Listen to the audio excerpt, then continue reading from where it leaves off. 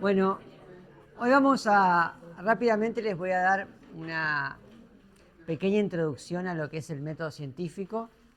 Ya la otra vez habíamos hablado sobre lo que era una ciencia, lo que es la biología, y creo que habíamos acordado que lo principal que define la ciencia es que es algo que es un sistema que tiene un método, es decir, hacer ciencia es tratar de contestar preguntas, pero no contestar preguntas necesariamente es hacer ciencia. Y la diferencia está en que hay una metodología sistemática asociada a hacer ciencia. En el caso particular de la biología como ciencia, dijimos que la biología era la ciencia que explica la vida. Y de ahí dejamos la parte metodológica y nos metimos a hablar un poco de, bueno, qué era la vida. Ahora estamos viendo cómo se construye, lo que es construcción, y mayormente vamos a seguir con eso. Pero una cosa que es muy importante de empezar a incorporar es el mecanismo que está subyaciendo a la ciencia, que es la metodología de investigación científica. Hay muchos métodos científicos, no hay un único método científico. El que más se enseña, el que más se divulga es lo que se llama método hipotético deductivo. Es un enfoque, es muy útil, tiene mucha potencia en muchos sentidos, pero no es el único método científico y van a ver que una vez se pregunta si otros tipos de ciencias, otras ciencias o incluso otros en otras áreas están usando un método distinto.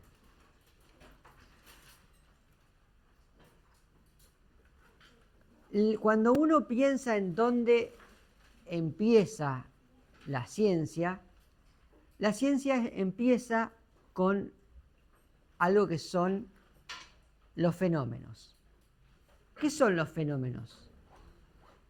¿Qué es un fenómeno? Un evento. ¿Eh? Un evento. Un evento. ¿Qué más? ¿Fenómeno biológico? Fenómenos en general. ¿Una variable? No necesariamente. ¿Un tiempo determinado? También. Es un fenómeno, o sea, ustedes conocen el término, no son un montón. El fenómeno tiene que ver con algo que se puede observar. Es algo observable, algo que ocurre y de alguna manera puedo observar. Puedo observar, puedo medir. Algo que puedo observar directamente o algo que puedo observar indirectamente. Por ejemplo, la llegada de luz blanca que da contra la pared del pizarrón es un fenómeno que ustedes pueden percibir, ¿sí? La irradiación de energía infrarroja, de luz infrarroja que sale de todos nuestros cuerpos, es algo que ustedes no pueden medir. ¿Eso implica que eso no es un fenómeno?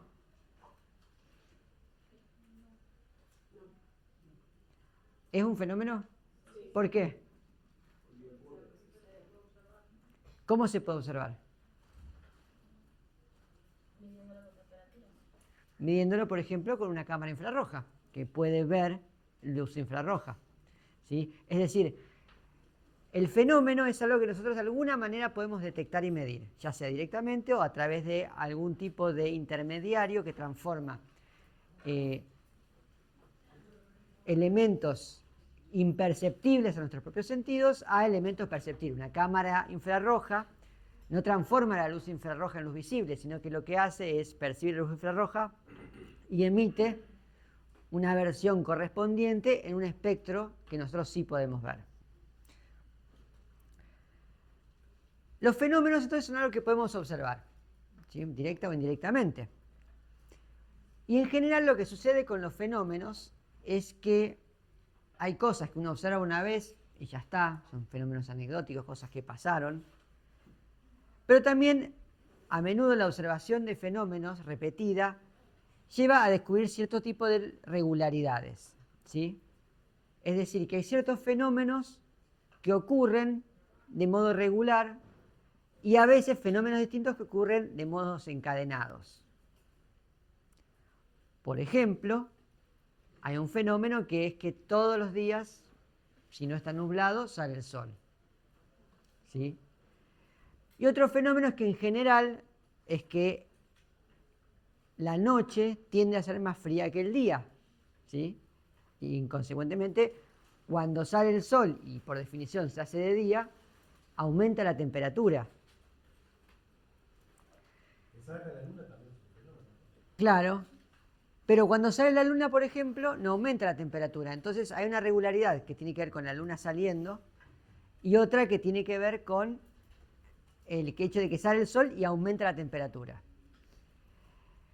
Ese tipo de encadenamiento de fenómenos lleva a proponer que los fenómenos no están simplemente coincidiendo al azar entre sí, sino que de alguna manera hay un mecanismo que está conectando esos dos tipos de fenómenos ocurriendo regularmente. Y esos mecanismos lo que proponen es que hay una causa y hay un efecto. Es decir, en este caso, ¿cuál propondrían ustedes que es la causa y cuál el efecto?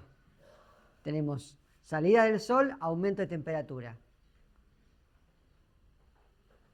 ¿Cuál es la causa y cuál es el efecto?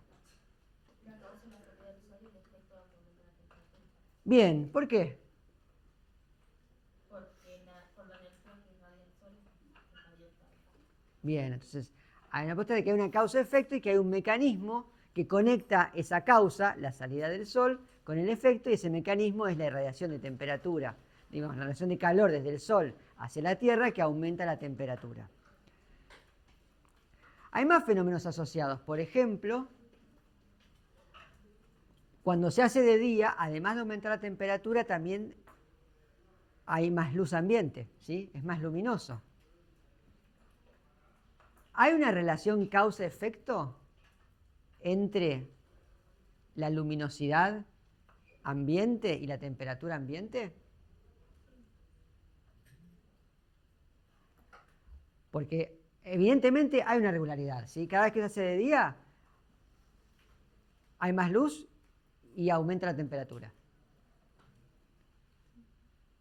Podemos pensar que están relacionados esos eventos. Ahora, ¿hay una causa-efecto?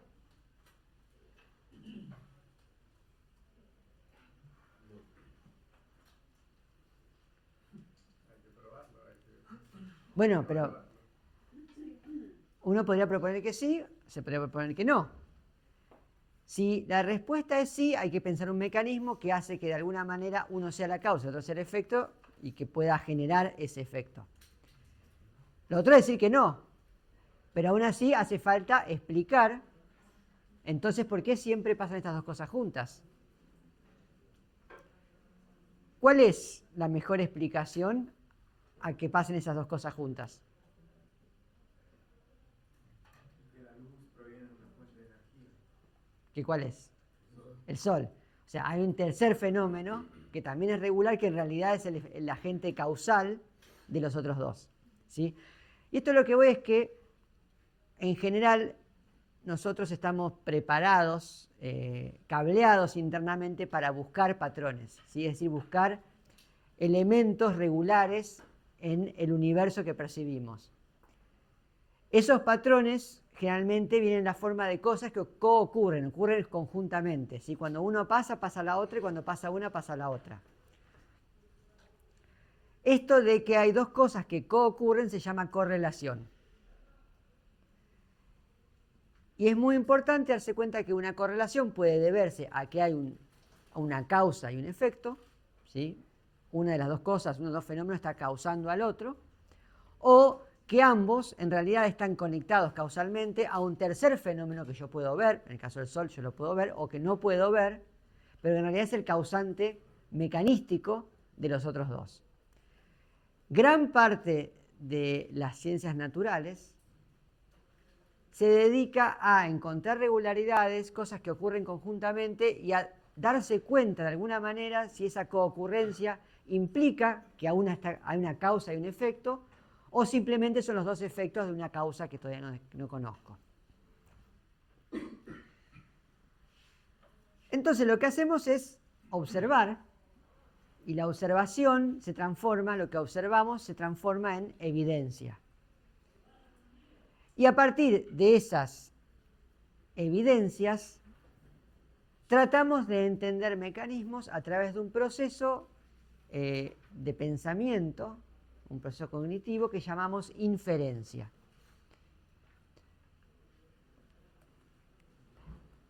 Entonces, la inferencia es el proceso por el cual obtenemos conclusiones a partir de la información inicial que las llamamos premisas. La inferencia es un proceso, digamos, cognitivo casi innato que tenemos como nuestra forma de pensar, pero sin embargo la inferencia también es una construcción lógica. La lógica es un proceso lógico, la lógica es una rama de la ciencia que estudia, es una rama de la matemática que estudia cosas que van juntas y cómo los distintos procesos se pueden ir encadenando. Y en ciencia en particular usamos tres grandes tipos de inferencias. Dos que seguramente conocen por nombre y que son las más habituales. Y hay una tercera que también la usamos y la usamos siempre, pero que fue descrita más recientemente, que por ahí no es tan frecuentemente encontrada en los textos más tradicionales. Esos tipos de inferencia se llaman deducción. La deducción es un tipo de inferencia que va de general a específico. Inducción y abducción. La deducción es probablemente la más conocida porque es el típica manera de pensar, de lógica asociada a la investigación, no solamente científica, sino también a la investigación policial, a los detectives. Es un tipo de pensamiento en que se basa obras completas, como por ejemplo todas las historias de Sherlock Holmes, el famoso detective, que lo que hacía era ser capaz de deducir, es decir, de sacar conclusiones a partir de la evidencia que se encontraba a su alrededor, y no solo de la evidencia, porque una cosa que caracterizaba a Sherlock Holmes no era cualquiera podía ir y ver los fenómenos y observar, pero él también lo que hacía era incorporar generalidades, ¿sí? Y lo que hacía era, del conocimiento general de cómo funciona el universo y de los casos específicos que él observaba como evidencia en sus investigaciones, él generaba inferencias de tipo deductivo. La inferencia tiene un formato básico que toma la siguiente forma, ¿sí? Hay una primera premisa. Si una premisa es una afirmación, es algo de lo que yo parto. Esta premisa es una regla que dice que, por ejemplo, todo A, donde A sea lo que sea, es B, ¿sí? Luego hay una segunda premisa, y esa premisa es una premisa específica, es un caso particular, que dice que, en todo caso, este elemento C es A, es decir, que este elemento C forma parte de A. Por lo tanto, ¿cuál es la inferencia? Que una parte de C es B. Que C es B. Este C en particular, este elemento, este objeto, esta observación C, si es A, entonces tiene que ser B. ¿Sí? Profe, ¿y la diferencia es que una parte de los principios y la otra forma parte de los principios? ¿Entre cuál y cuál? Entre deducción y... Solo estamos mirando deducción ahora. Después llegamos a las otras.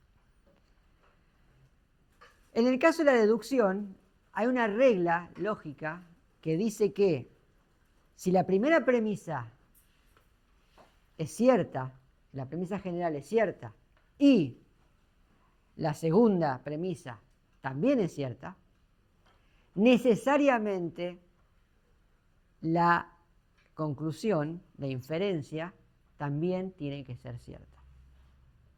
¿Sí? Es una regla, o sea, si puedo mostrar que lo general es cierto, es correcto, acertado, y que el caso específico también es correcto y acertado, entonces esa inferencia es 100% acertada. ¿Sí? Vamos a un ejemplo concreto. Yo puedo decir que todas las aves tienen plumas. ¿Sí? Es una regla general. Y luego puedo decir, bueno, los pingüinos son aves, y acá está la premisa específica, un caso particular de la regla general. ¿Cuál es mi inferencia acá?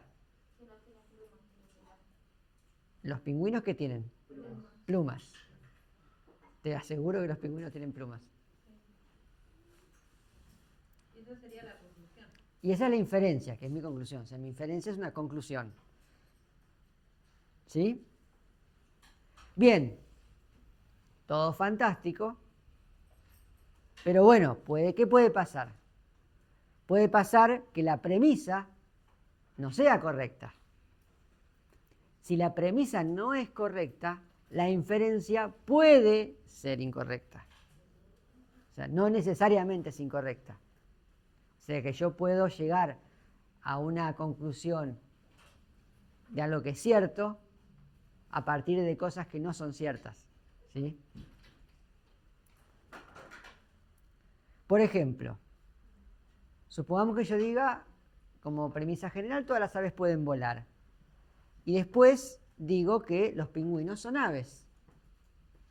¿Cuál sería la inferencia asumiendo que ambas premisas son correctas?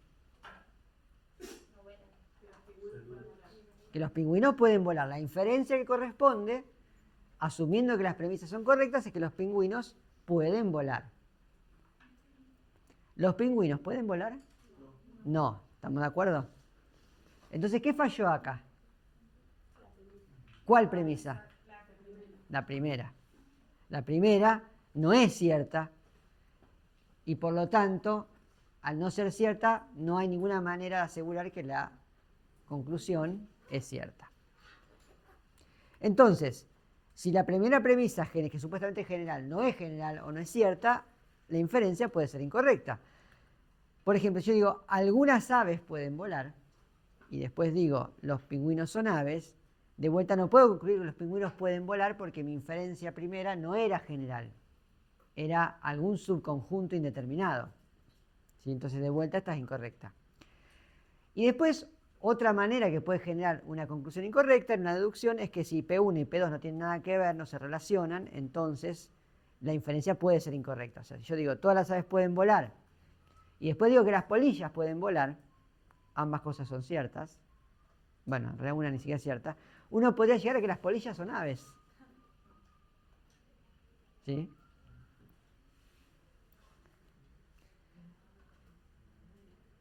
Bien, acá es incorrecta porque en realidad para que pudiera llegar a esa conclusión en realidad tendría que ser al revés, tendría que decir todo lo que vuela es un ave. Si yo digo todo lo que vuela es un ave, y fuera cierto, y las polillas pueden volar, necesariamente las polillas deberían ser aves. Bien. ¿A eso se refiere cuando habla de hipótesis plausibles? Aún no. Las premisas siempre son afirmaciones. En este caso, lo que vemos entonces es que hay una premisa, la primera premisa, la general, es la regla. Por ejemplo, todas las bolitas de esta bolsa son verdes, es una regla general. La segunda premisa es un caso. Esta bolita salió de esta bolsa, y es un caso particular, una observación particular de la regla general. Y mi inferencia es el resultado de aplicar la regla al caso. ¿Sí? Aplico una regla general a un caso particular y la deducción me genera un resultado. La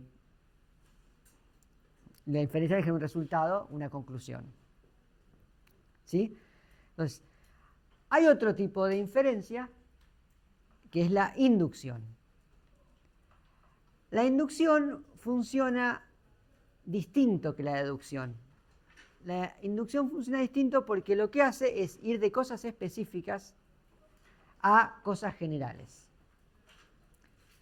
Y lo hace no a través de un mecanismo como el de la deducción, donde si estas dos cosas son verdaderas, entonces la conclusión es que el caso también es verdadero, sino que lo que hace es asumir que algo que siempre, una observación específica que siempre se repite de la misma manera, está reflejando una regla general. Es decir, va de lo específico a lo general y se basa en replicar esa observación. Si yo me levanto un día y veo que el sol sale por la mañana, y luego me doy cuenta, me pongo a pensar, me voy fijando y veo que todas las mañanas sale el sol, o sea, cada mañana que yo me levanto sale el sol, cada vez que no salió el sol, en realidad sí está el sol, pero está atrás de las nubes, es decir, yo todos los días verifico que el sol a la mañana siempre sale, puedo llegar a una regla general que dice que el sol sale todas las mañanas. La confianza que yo puedo tener en esta conclusión de que el sol sale todas las mañanas aumenta con la cantidad de veces que yo repito en la misma observación y obtengo el mismo resultado. Y en general, las reglas generadas a partir de la inducción son hechos que son lo que se llaman generalmente aceptados, ¿sí? Todo el mundo sabe que X ocurre porque siempre ocurre de la misma manera. Todo el mundo sabe que cualquier cosa, elemento, tiene peso y que si yo lo suelto va a caer hacia abajo, hacia el suelo, ¿sí? La ley de la gravedad, que es la ley que formuló Newton, es una ley inductiva. Es una ley que sale de la repetida observación, de distintas formas de hacerlo, de que cosas que tienen masa son atraídos hacia el suelo con unas características particulares que dependen de esa masa y una constante, que él calculó que es la constante gravitatoria, que dice con cuánta velocidad aceleran cuando uno la suelta. ¿Sí? Este es el ejemplo que ya vimos. Y el mecanismo inductivo lo que hace es buscar determinadas reglas generales, ¿sí? Una vez que uno tiene una regla general, después uno puede transformar esa regla para usar pensamiento deductivo. Es decir, si yo tengo una regla general que dice que siempre que yo suelte algo en el aire va a caer hacia el suelo, entonces cuando pongo un caso particular de, bueno, ¿qué va a pasar si suelto esto? Bueno, como tiene masa y tengo una regla general, la inferencia, esta vez deductiva, es que eso va a caer. Y si sé la masa de ese objeto, puedo calcular con qué velocidad va a caer.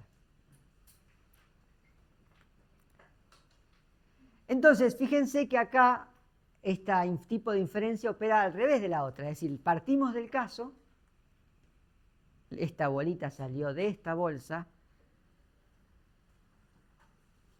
vemos un resultado, esta bolita que salió de esta bolsa es verde, y ahora lo que hacemos es inferir la regla a partir de una múltiple repetición de ese caso con ese resultado. Es decir, cada vez que saco una bolita de la bolsa, saco una bolita verde. Por lo tanto, infiero que la regla es que todas las bolitas de la bolsa son verdes. ¿Sí? Entonces, la inferencia lo que hace es concluir una regla general a partir de casos particulares y sus resultados. ¿Algún ejemplo que se les ocurra de algún ley o concepto científico generado por inferencia? La ley de la gravedad ya la dije yo.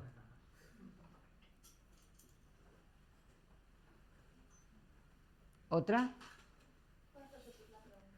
¿Algún ejemplo de alguna teoría o científica o ley que se haya averiguado por inferencia inductiva? Nada se pierde, todo se transforma. La ley de la conservación. Los sistemas cerrados tienden al caos. Yo te diría que esa no fue tan inductiva. Pero vamos a volver a eso cuando hablemos de qué quiere decir eso que dijiste. Y lo vamos a ver en 2 clases más. Entonces, necesariamente en una inferencia inductiva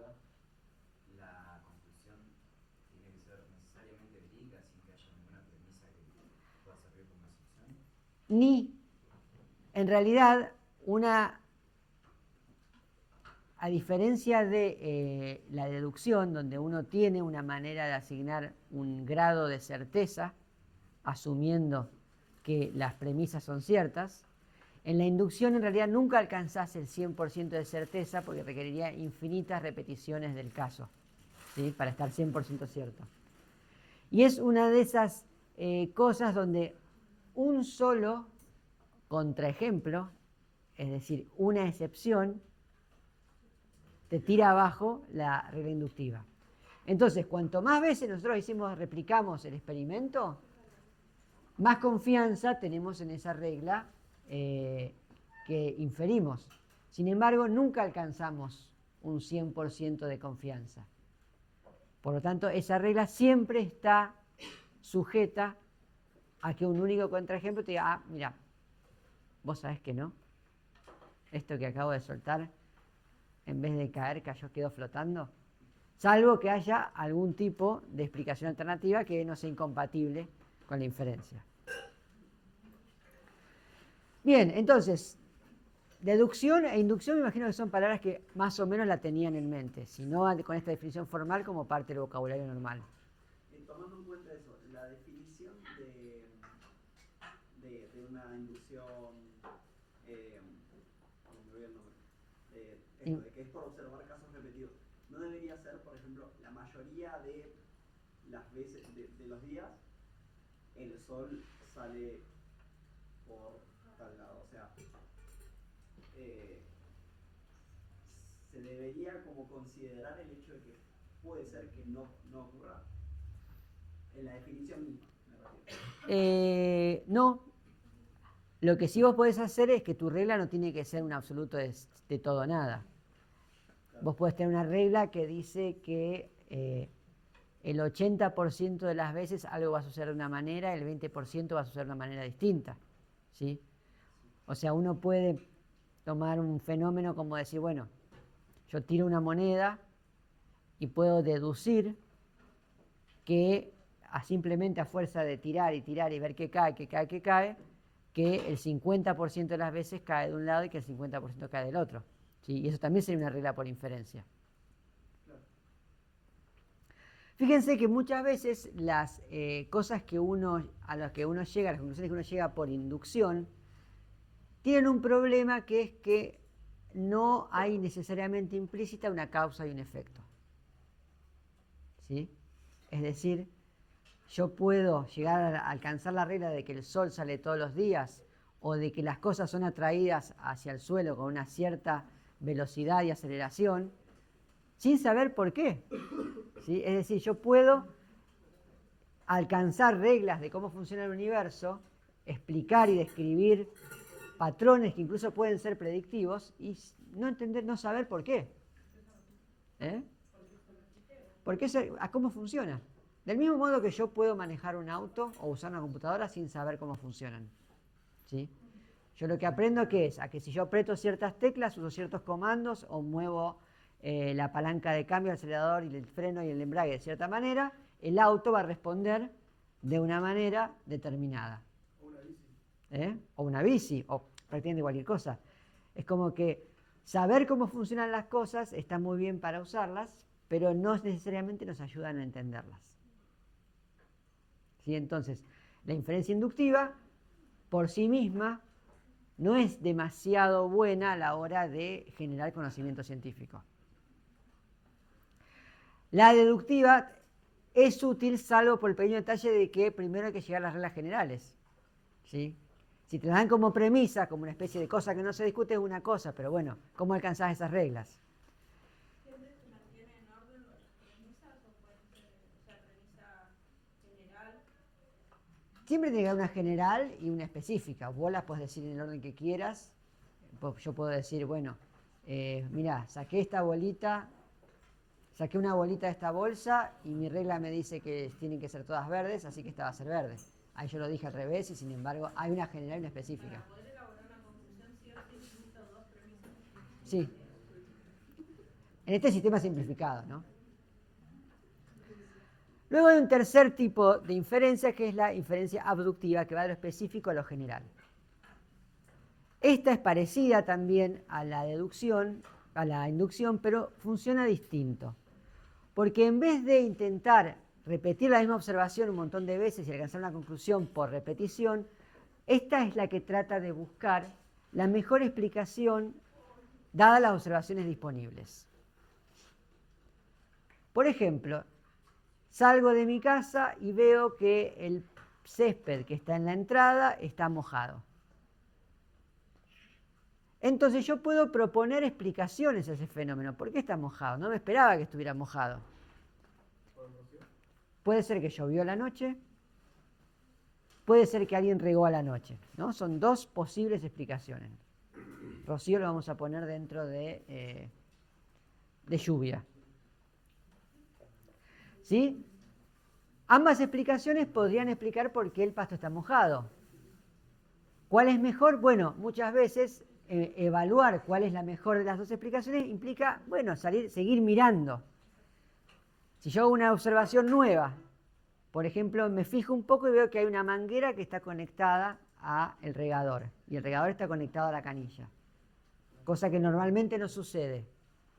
Ahora es un poco mejor o más probable, más verosímil la explicación que propone que alguien regó a la noche. Podría ser distinto, podría afuera mirar al cielo y ver que está nublado. Y entonces, de repente, la explicación de que llovió cobra mayor capacidad. Entonces, lo que uno hace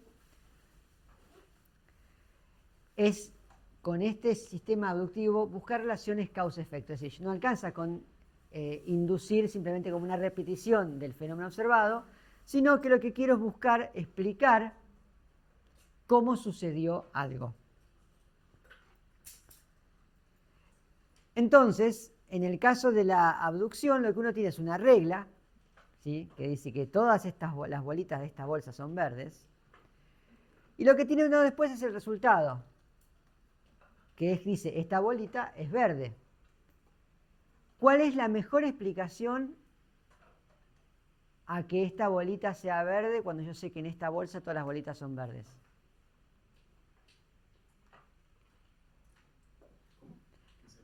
¿Qué salió de la bolsa? ¿Sí? Entonces, si el resultado es que la bolita es verde, el caso, que es en este caso mi inferencia, mi conclusión, es que esta bolita salió de esa bolsa. Entonces, la inferencia abductiva infiere que, dada una regla general y un resultado particular, se trata de un resultado observado, se trata de un caso particular de esa regla general.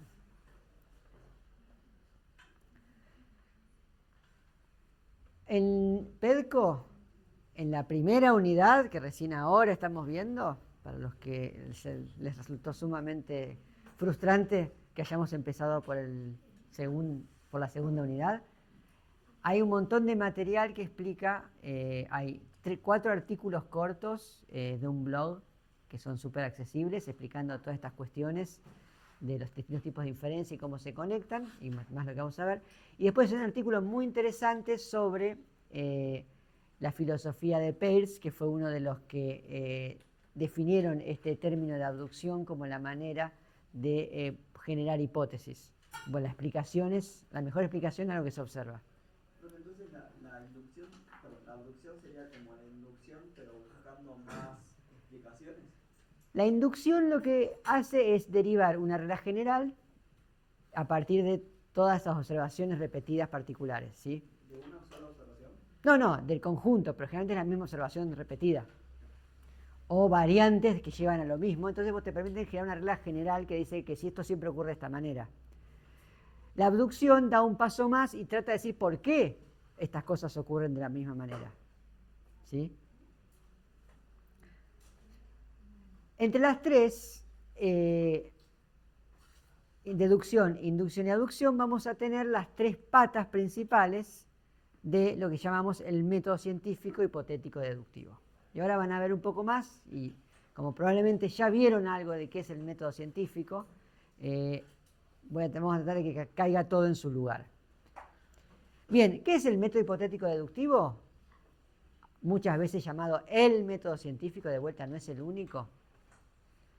Es un enfoque metodológico y sistemático, es decir, que es un enfoque para una manera de hacer las cosas, de aproximarse a hacer algo, a responder preguntas, que tiene un método y que lo repite de modo sistemático, es decir, siempre de la misma manera y de modo comparable. Y consiste en una observación que genera una pregunta, ¿sí?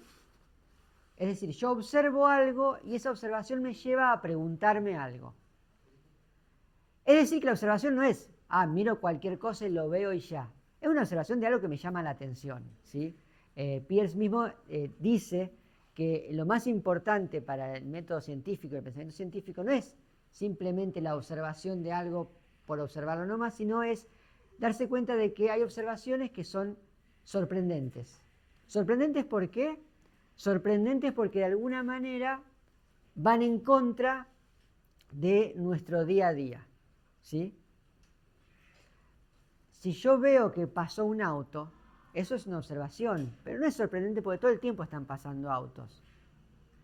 Ahora, si yo observo que pasa un auto que claramente es un auto tuneado, un auto de rally, un auto de carreras, eso sí me sorprende, porque si bien es un auto como es un auto que también pasa, es distinto y me hace preguntarme por qué este auto en particular está pasando ahora. Y entonces las explicaciones posibles es, hay algún tipo de competencia, hay un evento, hay algo distinto que está sucediendo. Entonces, esa es una observación que sorprende y que lleva a uno a investigar qué es de dónde salió ese auto. Uno de mis ejemplos es una observación, no sé si mucho les pasó, que a veces uno va a comprar fruta, en la fruta mete todo en una bolsa, entre las frutas compra bananas y como llega a casa y se pone a hacer otra cosa, quedan todas las frutas juntas y todo se me pone muy maduro muy rápido. ¿Sí? Sobre todo pensando que otras veces que había comprado fruta y también se me había quedado en la bolsa, no había madurado tan rápido y la única diferencia es que esta vez yo había comprado bananas. Esto sugiere que que haya bananas, las bananas de alguna manera están acelerando la maduración del resto de la fruta. Y eso entonces induce una pregunta. ¿Por qué las bananas inducen a madurar las otras frutas? Ahí yo tengo una pregunta, ¿sí? Tengo una observación. Las bananas aparentemente inducen otras frutas a madurar.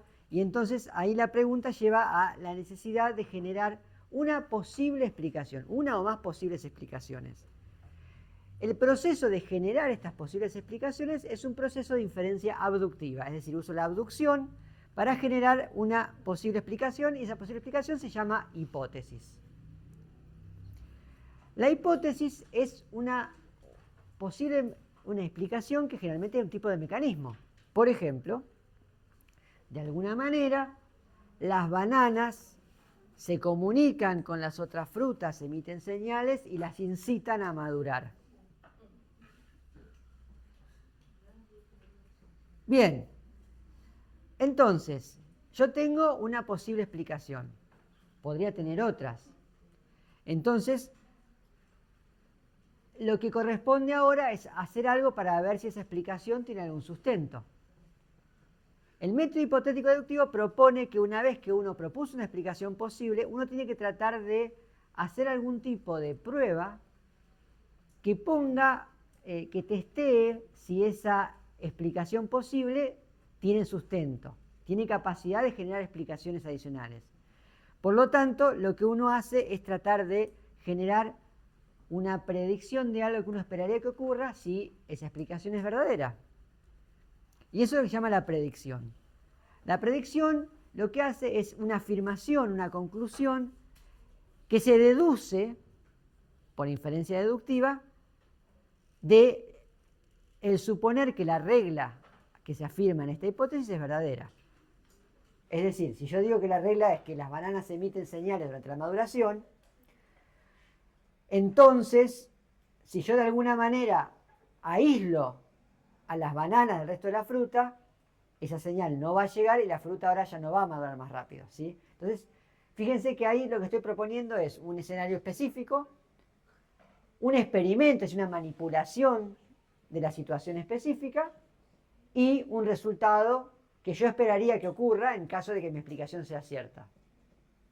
Si las bananas no tienen nada que ver, o sea, si no hay una señal que emitida, sino simplemente el hecho de que existan bananas, no tendría por qué cambiar el resto de la fruta. Entonces, si yo bloqueo la señal de las bananas, de alguna manera las otras frutas maduran igual de lento que sin bananas.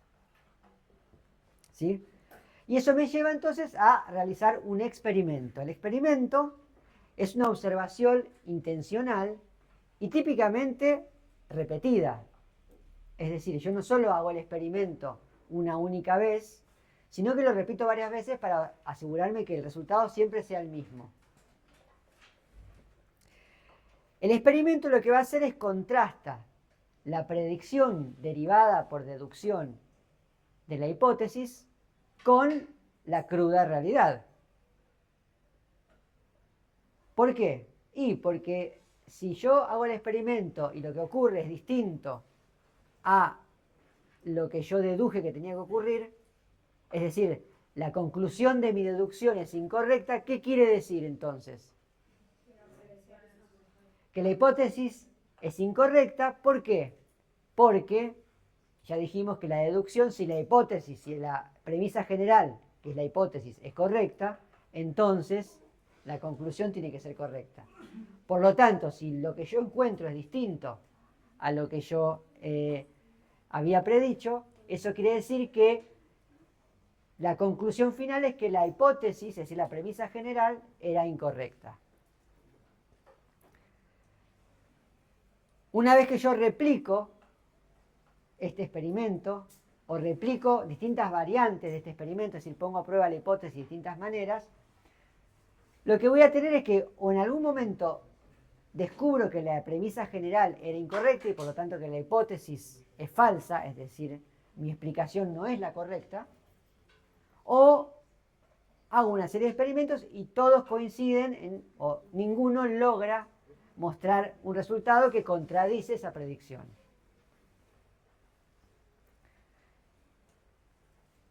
Por ejemplo, yo agarro y envuelvo las bananas en una bolsa hermética, la pongo en una Ziploc y la pongo en otro lugar. La pongo junto con las frutas y pongo todo junto y ahí observo qué pasa. Si mi hipótesis es correcta, ¿cuál es la predicción de ese experimento? ¿Qué va a pasar con la fruta? Madurar antes o después. Si yo pongo mi banana en una Ziploc, meto la banana en la Ziploc con la bolsa con las otras frutas y cierro todo. No se va a madurar. Bien, ahí entra un detalle importante. Estamos hablando de que se maduran antes o después. ¿Antes o después de qué? Antes o después de lo que había visto antes de aquellos casos que yo no tenía fruta. Ahora, para ser justos, la verdad es que si eso es cada vez que fue al supermercado, ponerle con 3 o 4 de diferencia, también podría ser pasado que estaba más frío, más caliente, hay otras cosas pasando.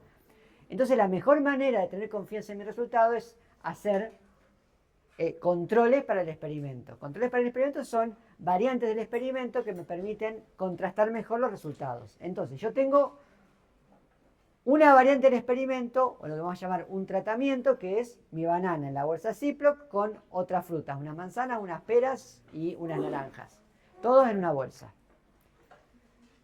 ¿Qué otra variante de ese mismo experimento podría armar para tener mejor control sobre los resultados? Poner más cantidad de bananas. ¿En dónde? En la bolsa con fruta. ¿En la Ziploc o sin la Ziploc? Sin la Ziploc. Bien. Más bananas, pará. Entonces, si no ponemos la Ziploc, mejor pongamos la misma cantidad de bananas, con la única diferencia sea si están encerradas o no. Bien. Y eso supuestamente van a madurar antes que las bolsas de Ziploc. ¿Cuál otra variante podrían hacer? Sin bananas directamente, para ver la fruta por su propia cuenta, en ausencia de bananas con o sin bolsa, cuánto rápido madura. Entonces, si la explicación, la hipótesis de que las bananas emiten una señal que por algún motivo no puede pasar a través del material de la Ziploc, es cierta. ¿Qué frutas van a madurar antes? Las que tienen las bananas sin Ziploc. ¿Y cómo va a ser la maduración entre las que tienen las bananas con Ziploc y las que no tienen bananas? Iguales. ¿Sí? Entonces yo hago ese experimento y otra cosa que puedo hacer es agarrar otro tratamiento más, agarrar también las bananas en la Ziploc, pero hacerle agujeros a la bolsa.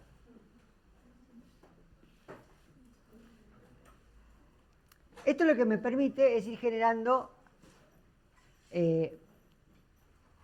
observaciones adicionales que uno contrasta con las predicciones y usa para falsificar nuevas hipótesis. Entonces, uno puede hacer nuevas observaciones y indagar un poco más. Por ejemplo, uno puede decir, bueno, la señal probablemente sea una señal gaseosa porque no hubo líquido saliendo de las bolsas agujereadas. Sin embargo, cuando puse esos agujeros, se maduraron las otras frutas. Y uno puede seguir, ¿no? Este proceso se basa entonces en 3 tipos de inferencia. La abducción, que es la que propone hipótesis explicativas para un fenómeno. La deducción, que toma esas hipótesis, las asume verdaderas y predice resultados a partir de observaciones adicionales. Y la inducción, que lo que hace es, repite esta prueba de hipótesis múltiples veces para generar mayor confianza en que la hipótesis, si no es rechazada, si no es refutada, entonces tengo más evidencia de que sea cierta. Una cosa muy importante es la siguiente.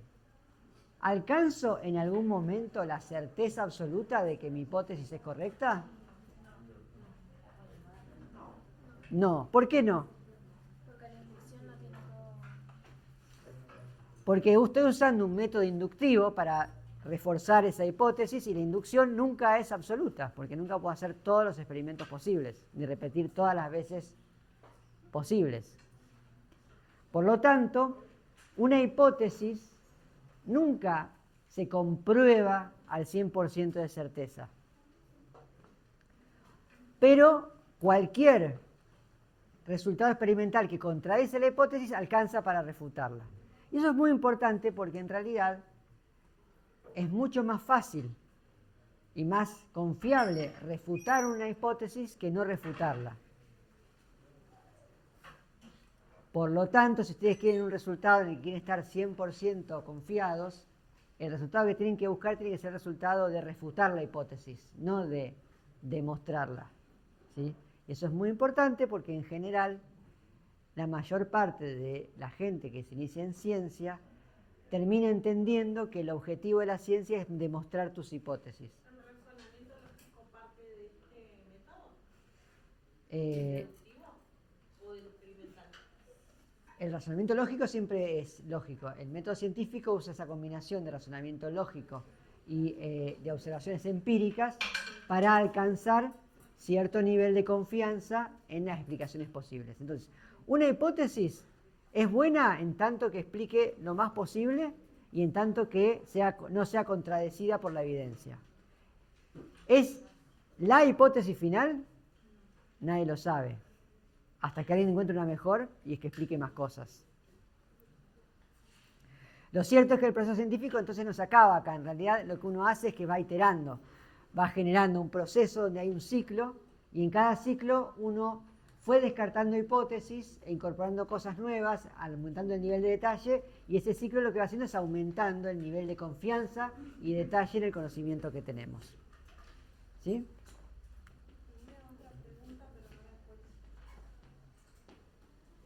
Bueno, mientras tanto, ¿alguna otra pregunta? Esto de que el experimento tiene que ser replicable, es principalmente porque sirve tener como varias vistas del experimento, pero ¿cómo sería un ejemplo de un experimento que no sea replicable?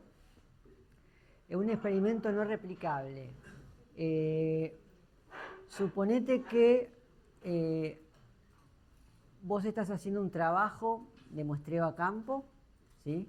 Comparando dos sitios que son muy parecidos, ¿no? Esos sitios en realidad los diseñaste como sitios iguales, son réplicas para otro objetivo. Pero están un poco separados. Y resulta que en nuestro sitio está cerca de donde hace erupción un volcán. Y te cambia absolutamente las condiciones. Y de repente vos tenés resultados muy interesantes asociados a ese sitio, a donde le cayó ceniza volcánica, comparado con el otro que no tiene. ¿Sí? Ahora, el problema es que es muy difícil replicar ese experimento. Pero en ese caso, el experimento, o sea, si la condición del experimento es que sea replicable, ¿el experimento se lleva adelante igualmente, aunque no se pueda replicar? Sí, los experimentos los puedes hacer como quieras. El problema es que si no podés replicar, no tenés capacidad de utilizar esta inferencia inductiva sobre hacer lo mismo de distintas maneras. ¿Sí? Te da menos evidencia total. Ahora, el experimento, acordate que resulta de aplicar una deducción particular, de un caso particular, a tu regla general, que es la hipótesis. Vos podrías proponer un caso particular distinto, que te lleva a un experimento distinto, ¿sí? Pero van tratando de poner a prueba la misma hipótesis.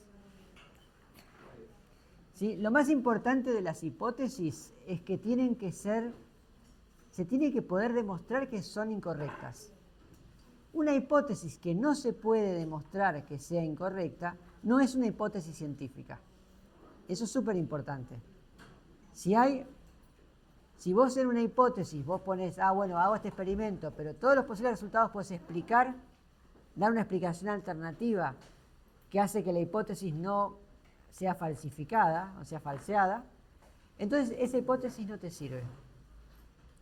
Si la naturaleza misma de la explicación no permite falsearla, tampoco te sirve. Les voy a dar un ejemplo concreto que es por qué la existencia de Dios no puede ser considerada una hipótesis científica.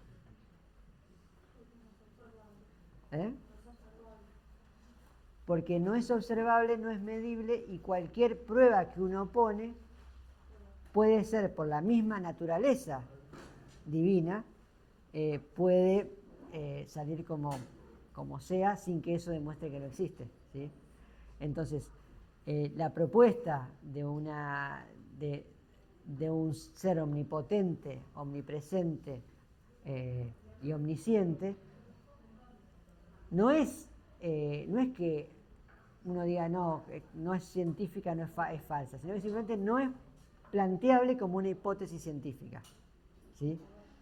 Cuando hay siempre una explicación divina a un fenómeno, es decir, porque sí, por voluntad de Dios, eso no te permite un tratamiento científico. Y es por eso que siempre hay mucha precaución en por qué hay una separación fuerte entre lo que es el estudio científico y el estudio religioso.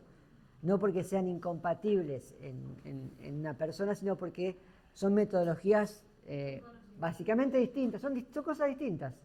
Entonces, la ciencia no puede avanzar sobre lo espiritual. Puede avanzar cuando lo espiritual se plantea de una manera muy concreta, ¿sí? Pero en el momento en que lo espiritual utiliza el salirse de las leyes las leyes de la física y de la química, las leyes naturales, a lo sobrenatural, deja de ser científico, ¿sí? Y eso es una cosa que es interesante cuando uno empieza a hablar de pseudociencias, de cuestiones que son más esotéricas, pero que están planteadas como si fueran de un modo científico, y donde es interesante, indagar hasta qué punto realmente esa ciencia cumple con los fundamentos básicos de la ciencia, que es ser falseables. Una pregunta, profesor. No sé si lo voy a decir bien, pero la hidrogeólica es una teoría, es un descubrimiento o es un método de investigación. ¿La qué? Hidrogeólica,